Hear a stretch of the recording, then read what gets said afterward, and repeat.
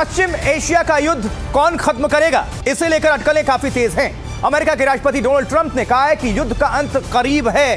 Trump ने कहा कि ईरान में नेतृत्व के 2 स्तर खत्म हो चुके हैं। उधर ईरान ने कहा है कि वो अगले 10 साल तक युद्ध करने को तैयार बैठा है और उसके पास ऐसे घातक हथियार हैं जिनका उसने अभी तक इस्तेमाल ही नहीं किया है। ईरान के उप विदेश मंत्री का कहना है कि युद्ध खत्म करने का फैसला ईरान ही करेगा, जबकि इजराइल के प्रधानमंत्री बेंजामिन नेतन्याहू का दावा है कि इजराइल तब तक चुप नहीं बैठेगा जब तक ईरान का मौजूदा नेतृत्व पूरी तरह खत्म नहीं हो जाता। सुनवाएंगे आपको किसने क्या कहा। तो ईरान में नेतृत्व के 2 स्तर खत्म हो चुके हैं, यह कहना है डोनाल्ड ट्रंप का, लेकिन ईरान कह रहा है हम 10 साल तक युद्ध के लिए तैयार हैं। बेंजामिन नेतन्याहू इजराइल के प्रधानमंत्री क्या कह रहे हैं, सुनिए। רשת טרור מסועפת בעולם כולו. הוא השקיע משאבים עצומים לפתח פצצות אטום ועשרות אלפי טילים שנועדו, כפי שהוא הגדיר את זה, למחוק את ישראל ממפת העולם. הוא חימש גם את שלוחות הטרור סביבנו, בעזה, בלבנון, בסוריה, בעיראק, בתימן, ביהודה ושומרון. והוא הקיז את דמנו. אבל אם מישהו היה צריך הוכחה נוספת לגבי טבעו הרצחני של משטר האייתולות, הוא קיבל אותה בחודש שעבר. כי כולנו ראינו איך משטר האימים הזה בטהרן ביצע טבח המוני חסר תקדים באזרחי איראן עצמה. הוא רצח בדם קר אלפי ילדים, מבוגרים, זקנים.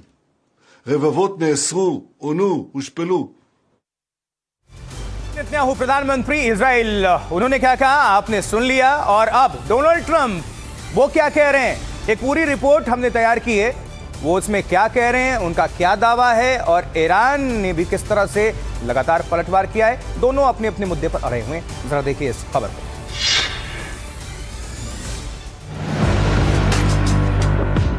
पश्चिम एशिया में चल रही इस युद्ध ने दुनिया के बड़े हिस्से की तेल सप्लाई को काट दिया है, लेकिन अमेरिकी राष्ट्रपति डोनाल्ड ट्रंप को विश्वास है कि ये संकट जल्द खत्म हो जाएगा। We're putting an end to all of this threat once and for all, and the result will be lower oil prices, oil and gas prices for American families. We've done that. We've done it. We brought it very low. This was just an excursion into something that had to be done. Trump ने दावा किया कि America बेहतर स्थिति में है और वो दुनिया के बाकी देशों जैसे चीन की खातिर युद्ध जल्द खत्म करेंगे जो खाड़ी के तेल पर निर्भर हैं। ट्रंप ने ये भी कहा कि अगर अमेरिकी ने देरी की होती तो ईरान खाड़ी देशों पर हमला कर देता।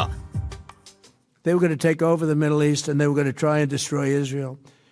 So we stopped it with good timing. This would be very constructive. Yeah. White house में पत्रकारों से बात करते हुए ट्रंप ने कहा कि युद्ध ज्यादा दिन नहीं चलेगा। Thank you, Mr. President. On Iran, you called it an excursion. You said it would be over soon. Are you thinking this week it will be over? No, Are you but talking soon. about days?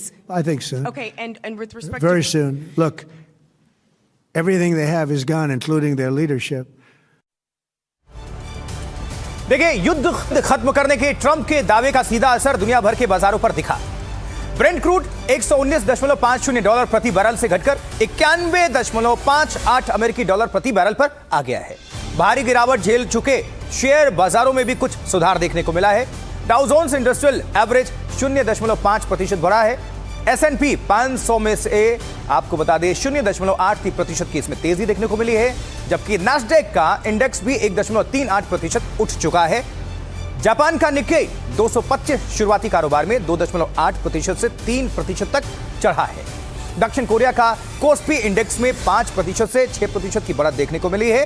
Hong Kong का Hang Seng index 1.3% ऊंचा खुला है, यह अच्छी बात है। चीन का CSI 300 भी 0.7% से 0.8% ऊंचा उठा है। जबकि भारत की बात कर लें, भारत में BSE यानी कि 0.82% बॉम्बे स्टॉक एक्सचेंज BSE वो बढ़ा है और जो 78,206 पर ये बंद हुआ है। कुल मिलाकर ये अपडेट है। और NSE का निफ्टी 0.97% यानी कि 233 अंक चढ़ा है और 24,261 पर ये बंद हो चुका है।